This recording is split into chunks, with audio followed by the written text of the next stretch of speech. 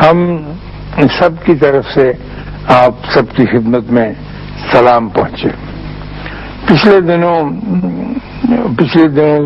کیا بلکہ ہم بڑی دیر سے ایک عجیب طرح کے عذاب میں مبتلا ہیں کہ بار بار اس بات کا ہمیں سندیشہ دیا جاتا ہے کہ ہمارے ملک میں نشے کی عادت جو ہے وہ بہت بڑھ گئی ہے، اور ڈاکٹر بھی فکر مند ہیں، والدین بھی بڑے پریشان ہیں، اور وہ پڑھے لکھے لوگوں سے اور دانشور لوگوں سے یہ درخواست کرتے ہیں کہ اس کے کلا کما کے لیے کچھ کام کیا جائے۔ تو میں نے بھی ایک سوسائٹی کے ساتھ مل کے اس کا مطالعہ کیا، تو نشہ ہے، اور میں نے ان کی تسلی کی کہ اتنا سا تو قوموں کی زندگی میں آ ہی جاتا ہے، یہ ایک ایسی بےہودہ چیز ہے جو بڑی دیر سے چلی آ رہی ہے اور شاید پتہ نہیں کب تک چلتی جائے گی۔ لیکن اس تحقیق کے دوران میں نے یہ دیکھا کہ ایک اور قسم کا نشہ، آپ اسے مجھے اجازت دے کہ میں اسے نشہ کہوں، وہ ہماری زندگیوں پر بہت شدت کے ساتھ اثر انداز ہے، اور وہ نشہ ہے سٹریس کو قبول کرنے کا، فشار کو، اضمحلال کو، پریشانی کو، دکھ کو، تکلیف کو۔ یہ ہم لوگوں نے ایک ایسا وسیلہ بنا لیا ہے کہ ہم سمجھتے ہیں کہ جب تک ہم سٹریسفل نہیں ہوں گے، ہمارے اوپر بوجھ نہیں پڑے گا، پریشانی نہیں ہوگی، اس وقت تک ہم نارمل زندگی بسر نہیں کریں گے۔ اور میں سمجھتا ہوں کہ یہ ایک ایسا نشہ بن گیا ہے، آپ اس پہ غور کریں گے تو آہستہ آہستہ اللہ کے فضل سے آپ محسوس کریں گے کہ اس نشے کو ترک کرنے کی اس نشے سے بھی زیادہ ضرورت ہے۔ میں کچہری گیا، ایک چھوٹا سا کام تھا، اور مجھے 2-3 دن باقاعدگی سے جانا پڑا، تو اتنی سیڑھیاں چڑھ کے اور اتنی سیڑھیاں اتر کے میں اس نتیجے پہ پہنچا کہ بہت سے بابے میری عمر سے بھی بڑے، یعنی وہ تو بالکل ہی آخری حصہ ہے عمر کا، وہ بینچوں کے اوپر بیٹھے ہوئے ہیں اور مقدمے لڑ رہے ہیں۔ تو میں نے ان سے پوچھا، میری عادت ہے یہ تجسس کی، کہ یہ آپ کیا کہنے کے جی مقدمہ چل رہا ہے؟ تو میں نے کہا کب سے چل رہا ہے؟ ایک بابے نے کہا پاکستان بننے سے 1.5 سال پہلے کا چل رہا ہے اور ابھی تک چلا جا رہا ہے۔ ہاں، تو وہ اس کو لان تان کر رہا تھا ہمارے سسٹم کے اوپر۔ میں نے کہا دیکھیے کیا ہے یہ؟ اس نے کہا جی ہماری 9 کنال زمین تھی، اس پہ کسی نے قبضہ کر لیا۔ میں نے کہا 53 سال وہ، 1.5 سال وہ، دفع کریں آپ اس کو چھوڑیں۔ کہہ لگا جی میں دفع کر دوں، اللہ کے فضل سے بچوں کا کام بڑا اچھا ہے، وہ چل رہا ہے، لیکن میں کیا کروں؟ مجھے بھی تو ایک نشہ چاہیے، صبح اٹھ کے کاغذ لے کے وکیل صاحب کے جانا، وکیل صاحب سے چل کے آگے آنا، یہ چلتا رہتا ہے سلسلہ، شام کو میں گھر چلا جاتا ہوں۔ تو اس سے میں نے اندازہ لگایا کہ ہمارے یہاں پر تو یہ ایک خوفناک صورت اختیار کر کے پھر چھوٹے لیول پہ چلتا آتا ہے یہ نشہ، اور آپ کو پریشان کرنے کے لیے گھروں میں بیویوں کو، دفتروں میں صاحبوں کو، اسکول ماسٹروں کو، ٹیچروں کو، جسے دیکھیں وہ پریشانی کے عالم میں ابتدا، اور کسی نے کبھی یہ سوچا نہیں، کوشش نہیں کی کہ یا اللہ میں اس نشے کو چھوڑوں، مجھے سٹریس ہے، آپ سب بل دیتے ہیں اور یوٹیلیٹی بلوں میں آپ کی بہت بری حالت آج کل ہو رہی ہے، لیکن زندگی کا کوئی دن تو ایسے نکالنا چاہیے کہ بھی یہ بل ہے 17 تک اسے جانا ہے، تو یہ 2 دن پہلے تو میں آرام سے، میں اور میرا اللہ، ہم اکٹھے ہوں اور ہاٹ لائن پہ ایک دوسرے سے بات کریں، ڈائریکٹ ٹیلی فون پہ بات کریں۔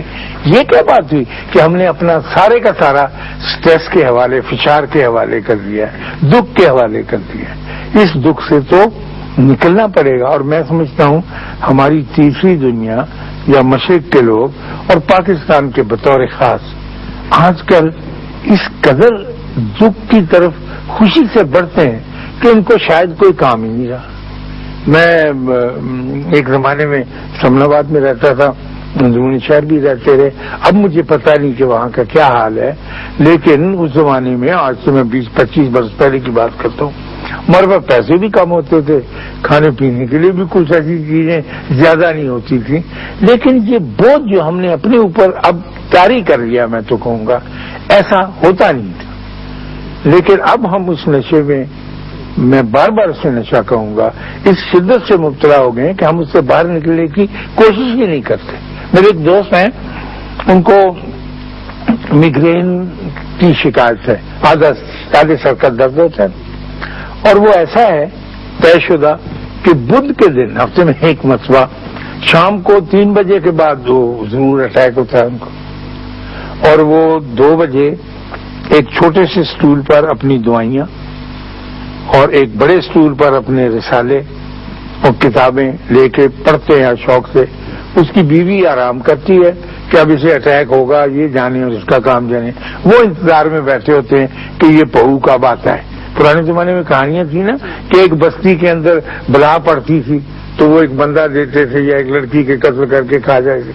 اب بہو سب کو پڑھنے لگ گیا اور ہر بندہ انتظار میں بیٹھا ہوتا ہے کہ یا اللہ میرا بہو کب آئے گا اور میں اس کو اپنے اوپر وارد کروں.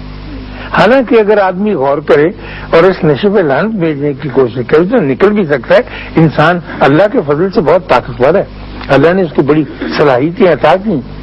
تو وہ تنویر صاحب بیٹھے ہوتے اور 3:30 بجے ٹھا کر کے ان کو اٹیک ہوتا ہے اس کا. اور جب اٹیک ہوتا ہے تو وہ پھر کام سے تکلیف بہت ہوتی ہے اس میں. پھر وہ اپنی ایک دوائی کھاتے ہیں دوسری، اور شام کے 6 بجے تک وہ نڈھال ہو کے بستر میں لیٹ جاتے ہیں اور کانپنے لگتے ہیں، اور پھر صبح جا کے کچھ ان کا برابر ہوتا ہے، اگلے دن دفتر جا سکتے ہیں. وہ دن گھر پہ گزرتے ہیں.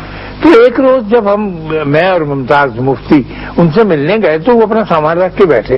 تو میں نے کہا یہ کیا ہے؟ انہوں نے کہا کہ یہ دعائیں ہیں میری، تو میرے اوپر اٹیک ہوگا تو میں اس کا سدباب کرنے کے لیے یہ سب کچھ رکھ کے بیٹھا ہوں. تو مفتی صاحب کو شوق تھا ان دنوں اس کا ہومیوپیتھی کا. تو انہوں نے کہا کہ ہمارے ہومیوپیتھی ایک ایسی دوائی ہوتی ہے جو بالکل ٹھیک. انہوں نے کہا نہیں سر یہ میں تو جانتا ہوں کچھ. انہوں نے کہا نہیں میں آپ ٹھہرے میں ابھی وہ اسکوٹر پہ گئے جا کے دوائی لے آئے. وہ میٹھی گولیاں گول گول ہوتی ہیں سفید. تو انہوں نے کہا آپ منہ کھولیں. انہوں نے منہ کھول دیا، انہوں نے ڈال دیا. کہنے لگے یہ ہائپرٹینسی کی میں تمہیں دیتا ہوں. تو لے کے بیٹھ گئے.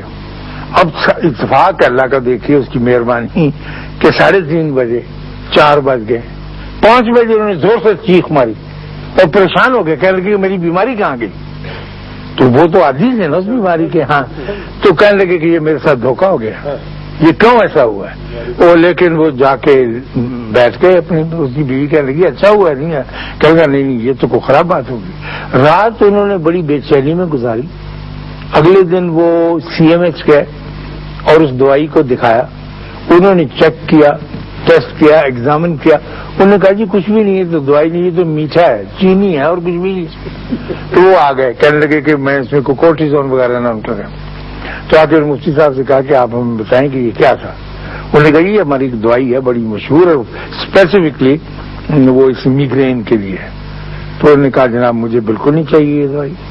تو آپ تو مجھے میری بیماری ان کی محبوبہ ہو گئی تھی، اتنی پیاری کہ نہ ان کو بیوی اچھی لگتی تھی نہ ان کو بچے اچھے لگتے تھے. ان کو بیماری سے عشق تھا اور بدھ والے دن سے تھا.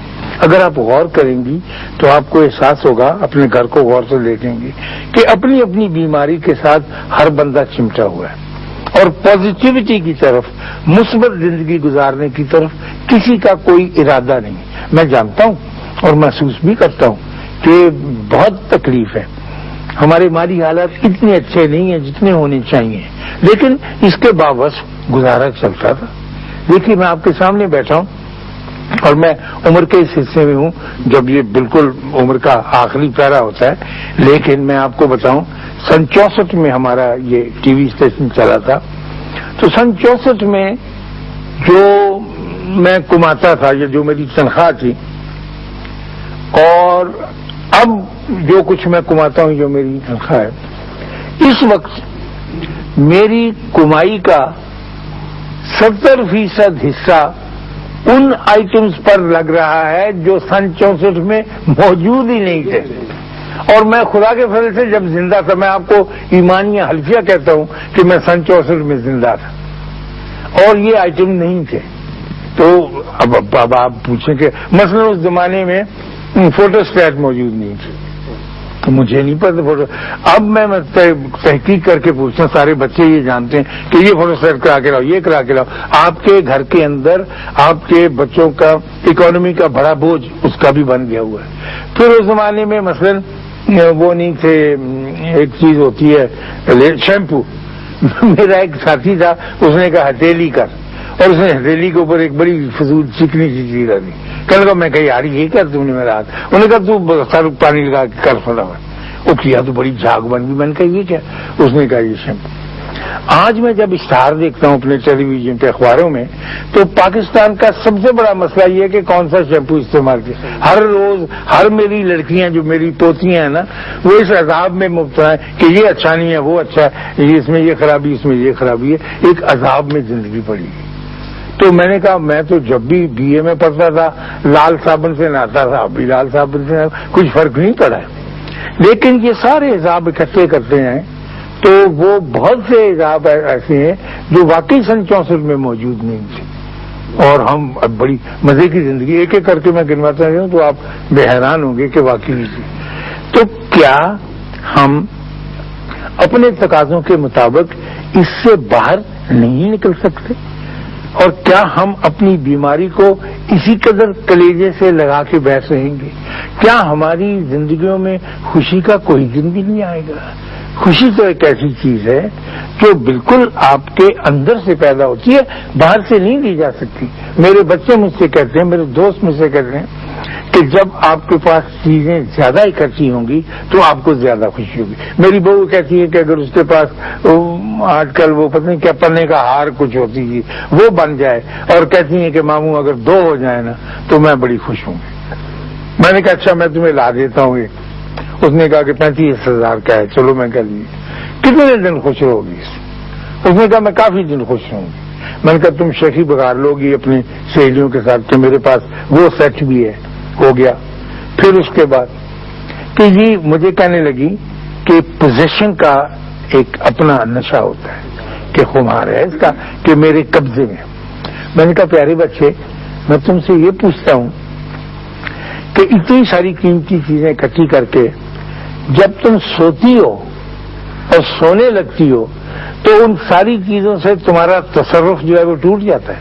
قبضے میں کوئی نہیں. جب آپ سوتے ہیں تو آپ کی کار کچھ نہیں رہتی نا, تو جب ٹوٹ جاتا ہے. اور میں تمہیں کبھی جگاتا ہوں صبح کہ بچوں بہت دیر ہوگی اٹھو, تو آپ کہتی ہے ماموں 2 منٹ اور سو لینے دو. یعنی آپ کو اس خوشی میں جو آپ کے اندر سے پیدا ہو رہی ہے سونے کی وہ زیادہ عزیز ہے, اور وہ جو پوزیشن آپ نے اکٹھے کیے ہیں وہ آپ بھلائے ہوئے ہیں. تو کبھی کسی نے اس بات پہ غور ہی نہیں کیا, اور اب وہ تھوڑا تھوڑا سوچنے لگی ہیں کہ ماموں آپ عجیب و غریب باتیں کرتے ہیں, اس طرح سے تو کہیں ہم مارے نہ جائیں. میں کہیں مارے نہیں جائیں گے, آپ خوش ہوں گے. جب میں تمہاری عمر کا تھا میں بار بار اپنا وہ زمانہ یاد کرتا ہوں کہ میں بڑی دیر اٹلی میں رہا تو وہاں ایسی گھبراہٹ کے آثار پیدا ہونے لگے تھے. تو میری جو تھی سینیورا وہ جو جہاں جس کے گھر میں رہتا تھا لینڈ لیڈی, تو اس نے سینیورا کائتانی اس کا نام تھا, کائتانی کہنے لگی تو کیا پروفیسر کیا؟ میں نے کہا بہت میں پریشان ہو گیا ہوں, کام کا بڑا دباؤ ہے اور میں اس کو برداشت نہیں کر سکتا. اس نے کہا تم ایک دن چھٹی کر لو. میں نے کہا میں چھٹی کر کے کیا کروں؟ میرے لیے تو یہ پردیش ہے, دفتر میں جا کے دل لگتا ہے میرا, وہاں سے شام کو گھر آ جاتا ہوں. اس نے کہا نہیں تم جاؤ, روم اتنا بڑا شہر ہے کچھ دیکھو. کہنے کی بے مقصد گھومو. میں نے کہا بے مقصد کیسے گھوما جا سکتا ہے؟ کہنے کی گھوما جا سکتا. میں نے 23 دن مسلسل کام کیا تھا, کوئی چھٹی نہیں تھی میری. تو میں نے رسم والوں سے کہا کہ میں آج نہیں آؤں گا میری. انہوں نے کہا ٹھیک ہے آپ نہ آئیں. تو پہلا کام خواتین حضرات جو میں نے کیا, کپڑے بدلے, سوٹ پہنا, اپنی ٹائی لگائی, میں دفتر پہنچا. کام کرنے کی غرض سے نہیں, صرف یہ دیکھنے کی غرض سے کہ میرے کلیگ کیا کر رہے ہیں. میں نے دیکھا جو سینیورینا آنا لوکسچو تھی وہ بیٹھی ٹائپ کر رہی تھی, اور میں نے اسے ویو کیا کہ ان کی مزے کر رہے ہو نا, چھٹی ہے. میں نے کہا ہاں کچھ نہیں. جس کرسی پہ میں بیٹھ کے کام اسی پہ بیٹھا رہا, کچھ کام نہیں کیا. پھر اور دوستوں سے 2-3 پروفیسر تومر تھے ہندی کے براڈ کاسٹر, وہ اپنے لکھ رہے تھے ہندی. کہنے لگے آج تمہارا کچھ؟ میں نے کہا نہیں آج میرا کوئی کام. دفتر میں وہ وقت گزارنے کے بعد میں سیڑھیاں نیچے اترا تو وہاں قریب ہی سانتا ماریا مجورے ایک گرجا ہے, اس کے نیچے بازار ہے انڈر گراؤنڈ. میں اس میں چلا گیا, کبھی نہیں گیا تھا. تو بازار سودا بیچنے والی عورتیں تھیں, تو انہوں نے کہا کہ ادھر آؤ ادھر آؤ. وہاں ایک رواج ہے آواز دے کے, جیسے ہمارے یہاں وہ جو مسجد ہے ڈبی بازار کی, وہاں آوازیں دیتے ہیں. تو میں کیا ایک خاتون تھی، اس نے کہا ادھر آؤ، یہ تم دستانے لو، جالی کے دستانے تھے بڑے اچھے بنے ہوئے، تو یہ کہنے لگی یہ تمہاری محبوبہ کے لیے ہیں، تمہاری منگیتر کے لیے۔ میں نے کہا میری تو کوئی منگیتر نہیں ابھی۔ اس نے کہا بیوقوف کبھی ہوگی تو صحیح، تم لے لو۔ میں کہا میں نے کیا کروں گا لے کے؟ اس نے کہا نہیں میں تمہیں زبردست لے دوں۔ وہ کوئی 7.5 روپے کے بنتے حساب سے لیے، اس نے لفافے میں ڈالتے تھے، میں نے لے لیے یہ آلہ، اور مجھے نہیں پتا کہ مجھے کس کو دینے ہیں، نہ کوئی میری منگیتر ہے، نہ کبانو کسیا کا نام نشان تھا، لیکن میں نے لے لیے وہ دونوں دستانے اور لے کے باہر آ گیا۔ باہر آ کے ریلوے اسٹیشن کے پاس ایک سیاہ رنگ کی سیاہ فام خاتون، وہ ایک چھابے میں زرد گلاب کا ایک پھول رکھ کے اپنے پیر کھجا رہی تھی، اس کو جمائیاں سے آ رہی تھی، تو اس نے مجھے کہا کہ یہ پھول بڑا اچھا، یہ پھر لسن نہیں ہو رہا۔ اس نے بھی کہا کہ تیری بیوی کے لیے بڑا اچھا ہے۔ میں نے کہا بڑا خوبصورت ہے، وہ بھی میں نے اپنے 10 لیرے کا خریدا، لمبی ڈنڈی والا پیلے رنگ کا زرد گلاب کا پھول، وہ لے لیا۔ اس سے آگے میں ریلوے اسٹیشن گیا جہاں سے بس چلتی تھی 77 نمبر کی جو میرے گھر کو آتی، تو وہاں پر پیارے بچوں میں نے دیکھا کہ ایک اخبار سٹال تھا، اس میں ایک میرا بڑا محبوب پرچہ تھا دومینیکا ڈیل کوریرے، وہ آیا ہوا ہے۔ میں نے کہا یار تازہ پرچہ کے شام کے، میں نے کہا یہ دے دو، اس نے کہا لو یہ لے لو، اور لے کے چلتا ہوا میں اپنی بس میں آ کر 77 نمبر کی جو تھی اس میں بیٹھ گیا۔ اس میں ایک بوڑھا سا آدمی پروفیسر جس نے گلے میں اینک ڈالی ہوئی تھی، دھاگا باندھ کے بیٹھا اونگ رہا تھا، عمر رسیدہ آدمی، تو میں زور سے بیٹھا سیٹ پہ تو اس کی آنکھیں کھول دی۔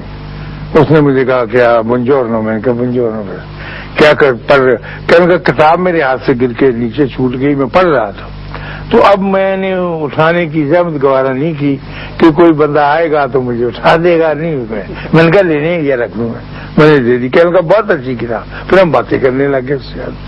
وہ کوئی اسکول ٹیچر تھا جو ریٹائر ہو چکا تھا، تو کہنے لگا آج موسم کتنا اچھا ہے۔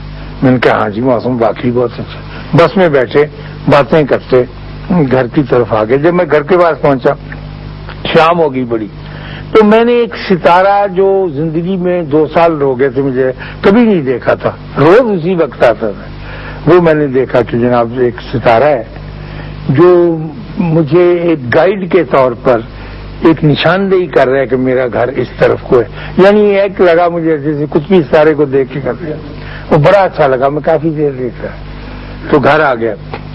گھر آ کے وہ ساری چیزیں، وہ لمبی ڈنڈی والا زرد گلاب کا پھول، وہ سفید دستانے، اور ساتھ اس کے اخبار میرا، اور ایک شاید اور چیز تھی رکھی بستر کے اوپر، تو آپ یقین کریں میں آپ کو کرنا نہیں چاہتا جو نشہ کے ہمارے اوپر عائد کر دیے گئے، تو میری اپنی ذات سے بھی اور آپ سے بھی بڑی درخواست ہے کہ ہم دوسرے نشوں کی طرف توجہ دینے کے بجائے سٹریس کے نشے سے نکلنے کی کوشش کریں۔ یہ ہم نے یقیناً اپنے اوپر سے، میں پھر کہوں گا کہ بڑی مشکلات ہیں، بڑی تکلیفیں ہیں، بڑی تنگیاں ہیں، لیکن اگر ان کو تکلیفیں اور تنگیاں سمجھ کر جس طرح میرے ساتھ اس آرزو میں شریک ہوں گے کہ ہم ڈپریشن کی ایک ایسی بیماری کی طرف بڑھ رہے ہیں جو بڑی تیزی سے پھیل رہی ہے، اور ڈاکٹروں کا خیال ہے کہ 5 سے 7 سال کی مدت میں یہ بیماری، ڈپریشن کی بیماری لوگوں میں ایسے پھیل جائے گی جیسے ایڈز کی بیماری ہے یا کینسر کی، یہ پیچھے رہ جائیں گی، اور یہ ذہنی بیماری جو ہے یہ آگے بڑھتی چلی جائے گی۔ اس ذہنی بیماری کا سدباب کرنے کے لیے میں اور لوگوں کے لیے بھی دعا گو ہوں، لیکن اپنے ملک کے لیے اور اپنے ملک کے باشندوں کے لیے یہ ضرور تمنا کرتا ہوں کہ اللہ نہ کرے کہ ہم ڈپریشن کی اس بیماری کی طرف جائیں جس کی نشاندہی دنیا بھر کے ڈاکٹر چیخ و پکار کر کے کہہ رہے ہیں، اور ہمیں ایک سہارا جو ہے وہ اللہ کی ذات کا اور نبی کریم صلی اللہ علیہ وسلم کی گائیڈ۔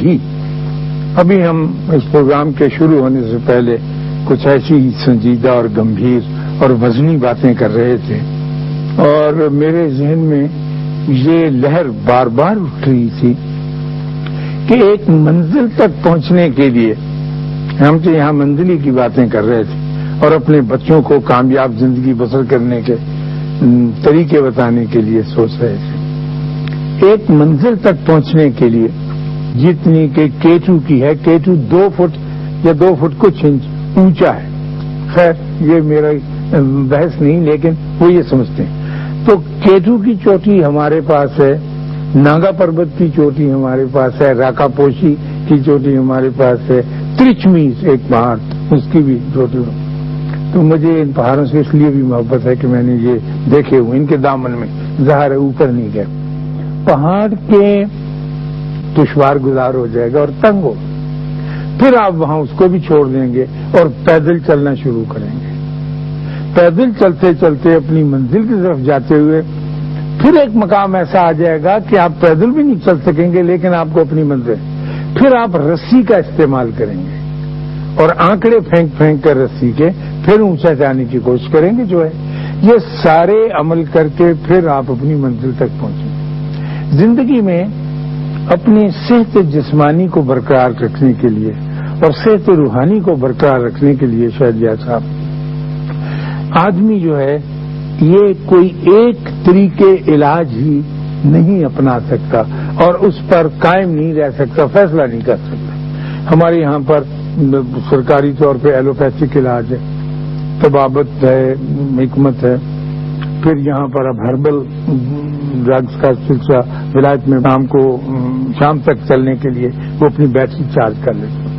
تو اس قسم کی چیزیں جو ہیں یہ ہمارے یہاں بھی، ہمارے بابوں نے بھی، ہمارے بڑوں نے بھی سوچی ہیں، اور اس کے بارے میں دھیمی دھیمی باتیں اگر کوئی سننا چاہے تو اس کے قریب ہوتی رہی ہیں، اور میرے جیسا آدمی جو چوری چوری کچھ باتیں سنتا رہا، اکٹھی کرتا رہا، اس میں ایک یہ طریقے علاج بھی ہے کہ وہ روحانی ادویات کا استعمال کرتے ہیں، اور روحانی ادویات کہیں فروخت نہیں ہوتی، کہیں ملتی نہیں، کوئی بھی ایسا مرکز نہیں ہے جہاں جا کر آپ روحانی ادویات خرید سکیں۔